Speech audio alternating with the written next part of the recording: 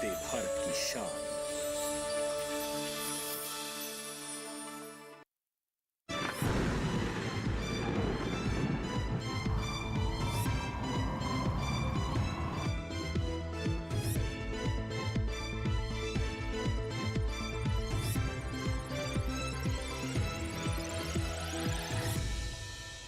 नमस्कार, मौसम खबर में आपका स्वागत है। आपके साथ मैं हूं अंशु सिंह। मौसम खबर में जानेंगे अगले 24 से 48 घंटों में कैसा रहेगा मौसम का हाल, कहां बारिश होगी, कहां तेज हवाएं चलेंगी, कैसी तापमान की स्थिति रहेगी। लेकिन शुरुआत करते हैं मौसम से जुड़ी 5 बड़ी खबरों के साथ। कौन से 5 राज्य हैं जिनसे जुड़े 5 बड़ी खबरें आ रही हैं। सबसे पहले आपको हिमाचल प्रदेश के बारे में बता दें, जहां पर कई स्थानों पर ओले पड़ने की संभावना है। कुछ क्षेत्रों में यहां पर ओलावृष्टि हो सकती है। अगली खबर उप हिमालय पश्चिम बंगाल से जुड़ी हुई, जहां पर कुछ हिस्सों में भारी बारिश हो सकती है, कहीं कहीं पर मूसलाधार बारिश होने की यहां पर संभावना है। अरुणाचल प्रदेश के बारे में आपको बता दें तो यहां भी कहीं कहीं हो सकती है तेज बरसात, यानी अरुणाचल प्रदेश में भी तेज बरसात कुछ क्षेत्रों में हो सकती है। असम के बारे में जानकारी दे दें आपको कि कुछ जगहों पर यहां पर जोरदार बारिश की संभावना है।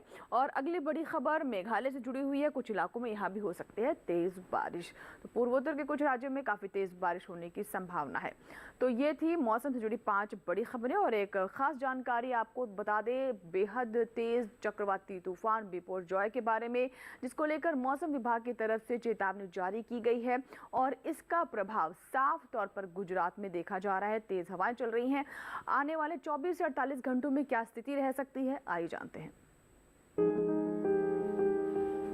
अरब सागर से उठा चक्रवात बिपोरजॉय पहले से ही अत्यंत प्रचंड रूप धारण कर चुका है। जिस रफ्तार से ये आगे बढ़ रहा है, उस हिसाब से 14 जून की सुबह ये उत्तर पूर्वोत्तर दिशा की ओर मुड़ जाएगा और फिर 15 जून की दोपहर तक सौराष्ट्र, कच्छ और उससे लगे पाकिस्तान के तटों को गुजरात के मांडवी और कराची के बीच जखाऊ बंदरगाह के करीब पार करेगा। इस दौरान हवाओं की रफ्तार 150 किलोमीटर प्रति घंटे तक पहुंचने की संभावना है। मौसम विभाग ने सौराष्ट्र और कच्छ के लिए ऑरेंज अलर्ट जारी किया है। जानकारी के मुताबिक इस चक्रवाती तूफान के चलते कच्छ, देवभूमि द्वारका, पोरबंदर, जामनगर, राजकोट, जूनागढ़ और मोरबी जैसे इलाके प्रभावित हो सकते हैं। इनमें से कई इलाकों में बहुत भारी बारिश की भी संभावना है। आपको बता दें कि बिपोरजॉय नाम बांग्लादेश ने दिया है, जिसका अर्थ होता है आपदा। ये सिस्टम पहले से तय होता है कि बारी बारी से देश चक्रवातों को नाम देंगे। विश्व मौसम विज्ञान संगठन ने 2020 में बिपोरजॉय नाम को स्वीकार किया था। तो आपने जाना बिपोरजॉय के बारे में। बेहद तीव्र और ये भयंकर चक्रवाती तूफान है और ख़ास तौर पर गुजरात के लिए चेतावनी जारी की गई है। अगले 48 घंटों में इसका साफ तौर पर यहाँ पर प्रभाव देखने को मिल सकता है। मछुआरों को भी कहा गया है कि वो तटों से दूर रहें और अपने स्तर पर आम नागरिक भी सावधानी ज़रूर बरतें। चलिए अब बढ़ते हैं आगे और अब देते हैं आपको गर्मी अपडेट। आइए बताते हैं देश के किन राज्यों में गर्म हवाएं चल सकती हैं, बेहद गर्म हवाएं कहां चलने की संभावना है और कहां पर हमारे जो किसान हैं उन्हें इस बढ़ती हुई गर्मी को देखते हुए अपने स्तर पर प्रबंधन करना है।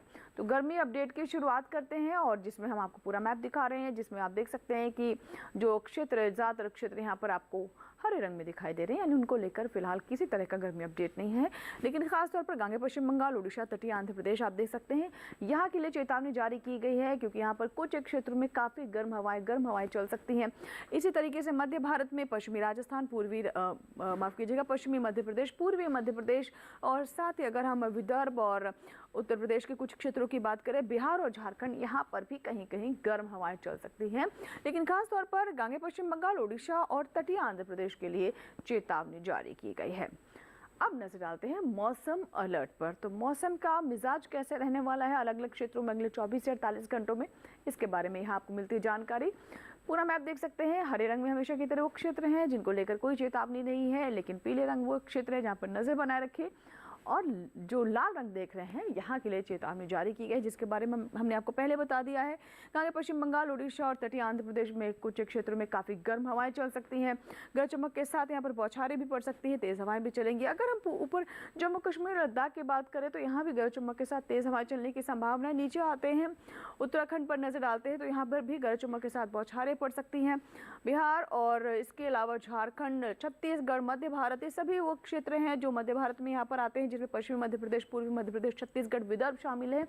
यहाँ पर भी गरज चमक के साथ तेज़ हवाएं चल सकती है और यही हाल यहाँ पर पश्चिमी राजस्थान में रहेगा। गुजरात में अगले 24 से 48 घंटों में, अगले 2 दिनों में कुछ क्षेत्रों में काफ़ी ज़्यादा बारिश हो सकती है और बहुत तीव्र हवाएं भी चल सकती हैं, जिसकी चेतावनी भारत मौसम विज्ञान विभाग की तरफ से भी जारी किया गया है। अब बात करते हैं मौसम पूर्वानुमान की, जिसमें हम बारिश के बारे में आपको विस्तार से बताते हैं।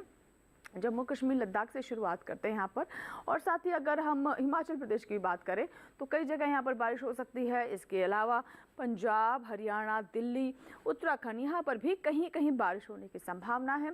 उत्तर प्रदेश में कहीं भी बारिश होने की फिलहाल कोई स्थिति बनती नज़र नहीं आ रही है। हालांकि हम पहले देखे थे कि पश्चिमी उत्तर प्रदेश में कहीं कहीं बारिश हो रही थी, लेकिन अब अगले 24 से 48 घंटों में फिलहाल बारिश की यहाँ पर कोई संभावना नज़र नहीं आ रही है उत्तर प्रदेश के किसी भी क्षेत्र में।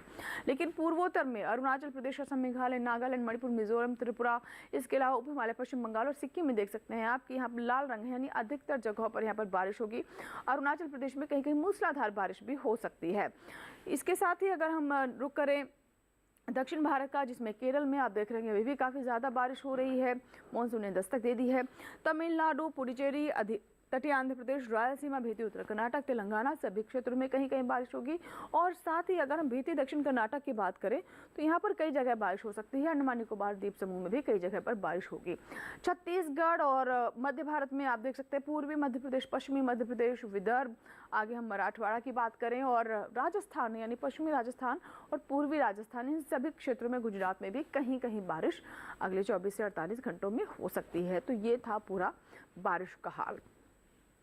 अब बात करते हैं मौसम की चाल की, यानी पिछले 24 घंटों में कैसे हालात रहे मौसम के, कहाँ की ऐसी स्थिति रही, उस पर हम नजर डालते हैं। और यहाँ हम सबसे पहले उत्तराखंड की बात करते हैं। देख सकते हैं गरज चमक के साथ यहाँ पर तेज़ हवाएं चली है पिछले 24 घंटों में। पूर्वोत्तर में असम, मेघालय, नागालैंड, मणिपुर, मिजोरम, त्रिपुरा, अरुणाचल प्रदेश सभी क्षेत्रों में गरज चमक के साथ और यहाँ पर तेज़ हवाएं भी चली है, बारिश भी हुई है। कुछ क्षेत्रों में मूसलाधार बारिश भी असम और अरुणाचल प्रदेश में दर्ज की गई है। उप हिमालय, पश्चिम बंगाल और सिक्किम में भी ऐसे ही हालात रहे। वहीं अगर हम नीचे आए, जिसमें हम खासतौर पर तमिलनाडु, केरल की बात करें, गरज चमक के साथ यहाँ भी तेज़ हवा चली, काफ़ी तेज़ हवा रही हैं। बारिश भी कुछ क्षेत्रों में काफ़ी ज़्यादा हो रही है। भीतरी दक्षिण कर्नाटक में भी पिछले 24 घंटों में बारिश दर्ज की गई। तेलंगाना में भी काफ़ी क्षेत्रों में यहाँ पर तेज़ हवाएं चल रही हैं, गर्म हवाएं चल रही हैं। और अगर हम बात करें मध्य भारत में पूर्वी मध्य प्रदेश और छत्तीसगढ़ की, तो जहाँ छत्तीसगढ़ में तेज़ हवाएं चल रही हैं, गर्म हवाएं चली पिछले 24 घंटों में। वहीं पूर्वी मध्य प्रदेश में गरज चमक के साथ तेज़ हवाएं यहाँ पर दर्ज की गई हैं और कुछ क्षेत्रों में यहाँ पर गर्म हवाएं भी दर्ज की जा रही हैं। तो ये थी मौसम की चाल, यानी पिछले 24 घंटों में मौसम का हाल कैसा रहा। इसी के साथ ही मौसम खबर में यहाँ वक्त एक छोटी सी ब्रेक का, कहीं मत जाइएगा, देखते रहे मौसम खबर।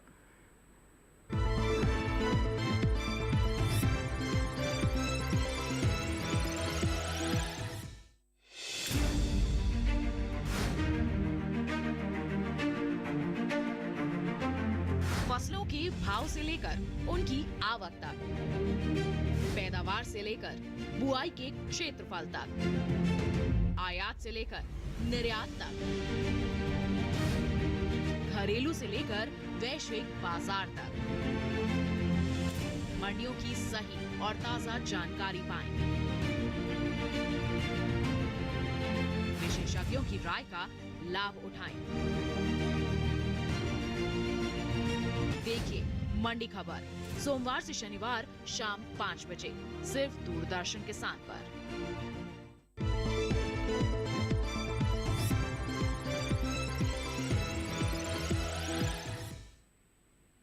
ब्रेक के बाद एक बार फिर आपका स्वागत है। आप देख रहे हैं मौसम खबर और मौसम खबर के इस भाग में आप जैसे जानते हैं हम बात करते हैं तापमान के हाल की, यानी पहले हम नजर डालते हैं अधिकतम तापमान पर, उसके बाद न्यूनतम तापमान की बात करते हैं कहाँ पर अधिकतम और न्यूनतम तापमान सामान्य से ज़्यादा रहा और कहाँ नीचे लुढ़का।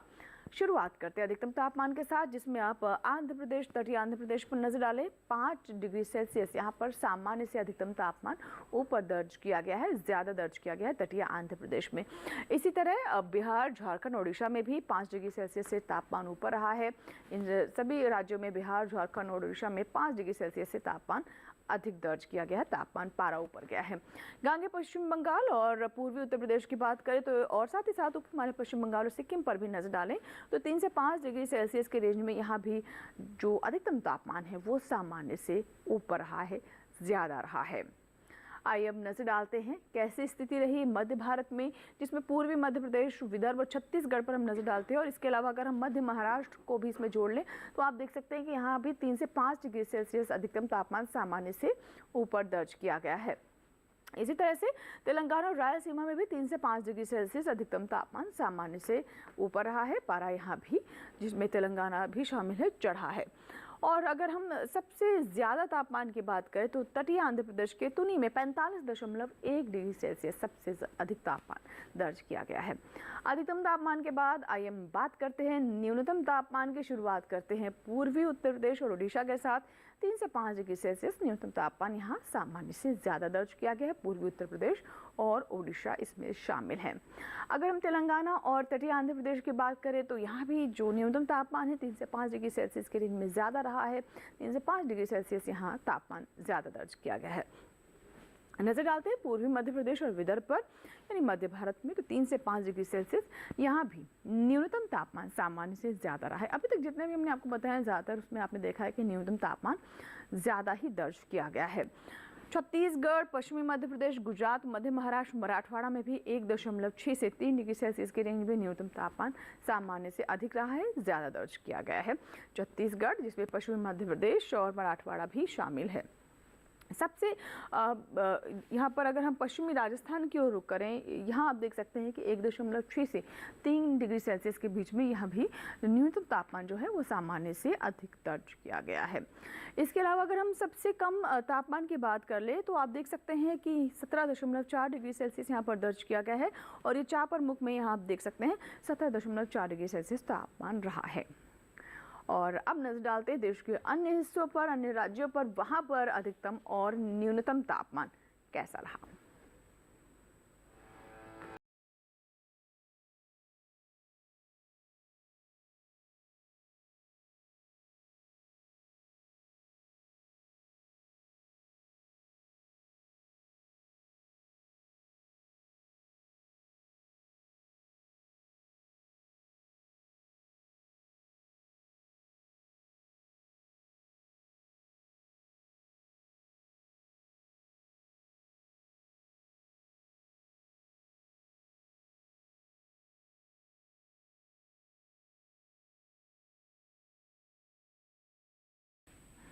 तो ये था पूरे देश के तापमान का हाल। इसी के साथ ही यहाँ वक्त है छोटे से ब्रेक का, कहीं मत जाइएगा, देखते रहें मौसम खबर।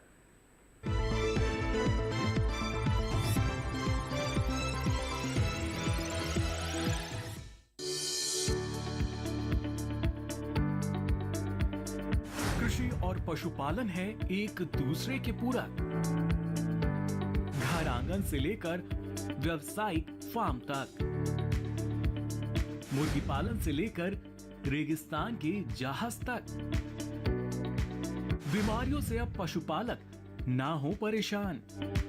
विशेषज्ञ करेंगे आपकी समस्या का समाधान। जुड़िए हमसे, पूछिए अपने सवाल। ईमेल के जरिए भी आप हमारे साथ जुड़ सकते हैं। हमारी ईमेल आईडी है ddkisanapc@gmail.com। हमारे टोल फ्री नंबर हैं 1800-113060 और 1800-113061। देखिए अपना पशु चिकित्सक हर रविवार शाम 6:30 बजे दूरदर्शन किसान चैनल पर।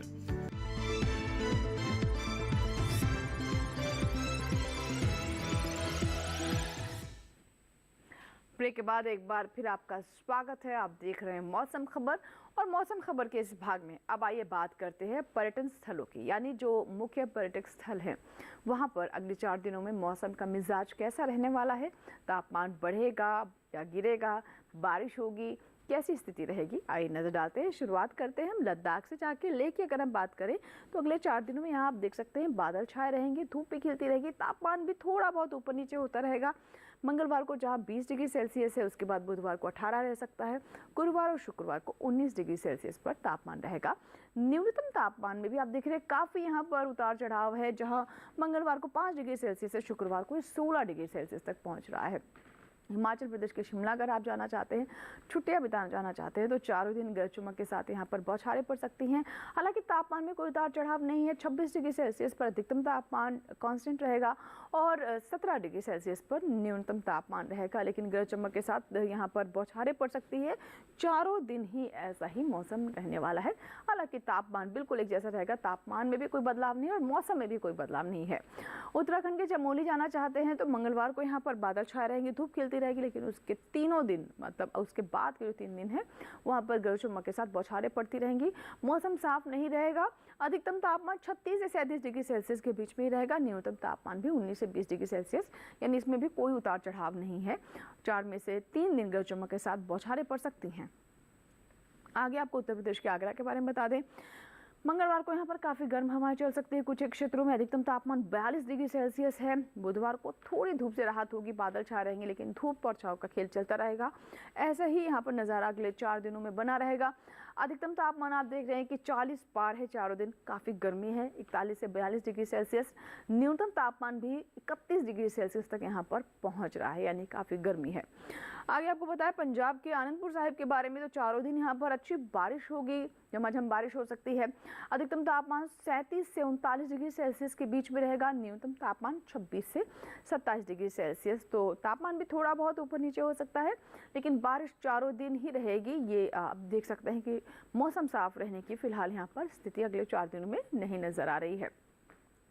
अब आपको बताते हैं राजस्थान के अजमेर के बारे में। मंगलवार बुधवार को यहाँ पर धूप खिल सकती है, बादल छाए रह सकते हैं।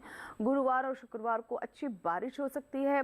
अधिकतम तापमान जहाँ आप देख रहे हैं 31 से 40 डिग्री सेल्सियस के बीच में ऊपर नीचे हो रहा है। मंगलवार को 40 डिग्री सेल्सियस, लेकिन उसके बाद राहत का दौर रहेगा क्योंकि तापमान में स्टीप गिरावट है और 40 से 31 डिग्री सेल्सियस शुक्रवार आते आते ये तापमान पहुँच जाएगा।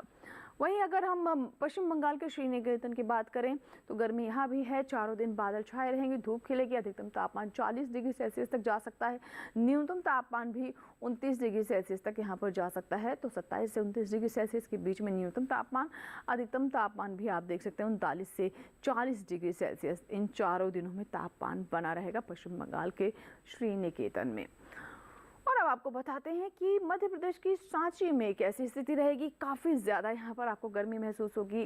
देख सकते हैं बिल्कुल क्लियर स्काई होगा, काफ़ी चटक धूप रहेगी और अधिकतम तापमान भी 42 डिग्री सेल्सियस तक जा रहा है, यानी काफ़ी गर्मी है। तो अगर आप घूमने का यहाँ पर कुछ प्लान कर रहे हैं तो ज़रूर इस बात को ध्यान में रखें कि गर्मी ज़्यादा रहेगी और उससे बचना भी ज़रूरी है ताकि आप स्वस्थ रहें। और अगर अब हम पूर्वोत्तर की ओर रुख करें, मणिपुर के इम्फाल की बात कर लेते हैं। चारों दिन अच्छी बारिश यहाँ पर हो सकती है, जैसा कि हमने आपको शुरुआत में ही बताया था। अगले यहाँ पर 4 दिनों में बारिश की संभावना है। कुछ एक क्षेत्रों में मूसलाधार बारिश भी होगी।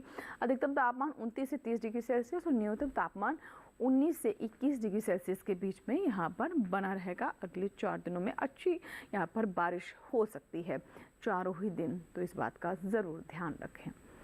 और आइए बात करते हैं खेती किसानी की। जैसा कि आप जानते हैं कि कुछ क्षेत्रों में ये मक्के का समय है, ऐसे में बहुत सारी बातें हैं जिसका ध्यान रखना ज़रूरी है।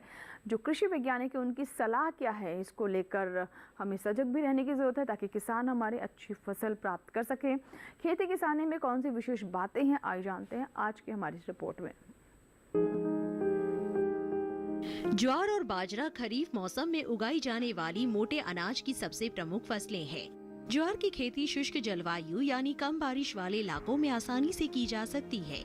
जून के आखिरी हफ्ते से लेकर जुलाई के पहले हफ्ते तक का समय इसकी बुआई के लिए उपयुक्त है, जबकि बरानी इलाकों में बारिश के तुरंत बाद इसे बोया जाता है। बोते समय कतार से कतार की दूरी 45 सेंटीमीटर और पौधे से पौधे का फासला 15 सेंटीमीटर रहेगा। बाजरे की फसल के लिए शुष्क और गर्म जलवायु की जरूरत होती है। इसकी वृद्धि और विकास के लिए 28 से 32 डिग्री सेल्सियस का तापमान चाहिए। बाजरे की खेती पूरी तरह बारिश पर आधारित है। इस पर बारिश की अनियमितता, उसमें देरी और ज्यादा बारिश का असर पड़ता है। बुआई का सही समय मध्य जून से मध्य जुलाई है। अगर बारिश में देरी हो जाए या लगातार बारिश होने की वजह से आप फसल नहीं बो पा रहे हैं तो सीधी बुआई न करके पौध तैयार करें और फिर मुख्य खेत में से रोप दें। कोदो, चीना, मड़ुआ, रागी और सांवा जैसी फसलों की बुआई के लिए भी इसी माह में तैयारी कर ले। मक्का की बात करें तो देर से पकने वाली किस्मों की बुआई मध्य मई से मध्य जून तक होती है। इसका मतलब हुआ कि बारिश शुरू होने से पहले ही पौधे अच्छी तरह से स्थापित हो जाएंगे। बुआई के 15 दिन के बाद एक निराई कर ले। दूसरी ओर जल्दी पकने वाली किस्मों की बुआई जून के आखिरी हफ्ते तक जरूर कर ले। अगर आप बेबी कॉर्न की फसल चाहते हैं तो पूसा संकर 2, पूसा संकर 3, HM 4A, BL 42 और G 5414 जैसी किस्में चुन सकते हैं। पॉपकॉर्न के लिए पर्ल पॉपकॉर्न, अंबर पॉपकॉर्न, जबकि मीठी मक्का के लिए प्रिया और माधुरी जैसी किस्में बोई जा सकती है।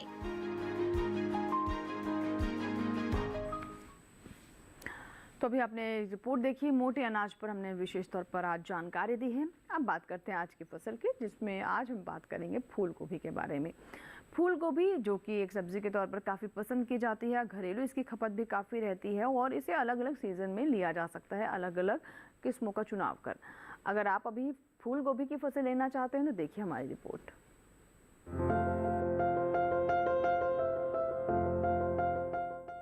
किसान इस समय खेतों में फूल गोभी की बुआई कर सकते हैं। फूल गोभी की पूसा मेघना और पूसा कार्तिक संकर किस्मों की बुआई इस समय की जा सकती है। पूसा मेघना दिल्ली और हरियाणा के लिए काफी अच्छी रहती है। इस किस्म की 1 हेक्टेयर में 125 क्विंटल तक फसल ली जा सकती है। पूसा मेघना का आकार मध्यम होता है। इसमें हरे डंठल होते हैं और पूरे किनारे वाली पत्तियां होती हैं। इसके फूल का रंग सफेद होता है। वहीं पूसा कार्तिक संकर की बुआई पंजाब, उत्तर प्रदेश, बिहार, झारखंड, पश्चिम बंगाल और असम में की जा सकती है। इस किस्म की 1 हेक्टेयर में 149 क्विंटल तक की पैदावार ली जा सकती है। इसका आकार मध्यम, फूल सफेद और वजन 475 ग्राम तक होता है। बुआई से पहले खेत को अच्छी तरह जोतकर समतल जरूर कर लें। बुआई करते समय पौध से पौध की दूरी 45 सेंटीमीटर और कतार से कतार की दूरी 30 सेंटीमीटर रखें। 1 हेक्टेयर के लिए 400 से 500 ग्राम बीज काफी रहेंगे। फसल को रोग से बचाने के लिए बिजाई से पहले बीजों को उपचारित जरूर कर लें। बीजोपचार से मिट्टी और बीज जनित रोगों से बचाव होता है। फूल गोभी को अधिक खाद और उर्वरक की जरूरत होती है। जब पौध 4 से 6 हफ्ते की हो जाए तो उनकी रोपाई कर लें। रोपाई के तुरंत बाद और फिर 7 से 10 दिन के अंतराल पर सिंचाई करें। इसके अलावा खरपतवार पर काबू पाने के लिए महीने में 2 बार निराई जरूर करें। ऐसा करने से फसल अच्छी होगी। फसल को सुंडी और हीरक पतंगा से बचाने के लिए स्पाइनोसैड दवा की 2 मिलीलीटर यानी 2 छोटे चम्मच मात्रा को 10 लीटर पानी में मिलाकर छिड़काव करें। इसके अलावा रस चूसने वाले कीटों की रोकथाम के लिए थायोमेथिक्साम की 2 ग्राम मात्रा यानी 1 छोटा चम्मच को 10 लीटर पानी में मिलाकर छिड़काव करें। ध्यान रखें कि जहां कीटों का अधिक प्रकोप हो, सिर्फ वहीं दवा का छिड़काव विशेषज्ञों की सलाह से करें। इससे लागत में भी कमी आएगी और पर्यावरण और सेहत को भी नुकसान कम होगा। तो ये थी हमारी आज की फसल, जिसमें हमने आपको फूल गोभी के बारे में विस्तृत जानकारी दी। इसी के साथ ही आज के मौसम खबर में फिलहाल इतना ही, लेकिन अगर आप हमारा ये कार्यक्रम हमारे YouTube चैनल पर भी देखना चाहते हैं तो इस QR कोड को स्कैन करें या फिर @DD किसान चैनल, जो कि हमारा YouTube ID है, इसे भी आप YouTube पर जाकर सर्च कर सकते हैं। मौसम खबर के साथ DD किसान पर प्रसारित होने वाले अन्य कार्यक्रम भी हमारे YouTube चैनल पर उपलब्ध हैं। उम्मीद करते हैं मौसम खबर से हमारे किसानों को मदद हो रही होगी। मौसम का ताज़ा हाल और कृषि सलाह लेकर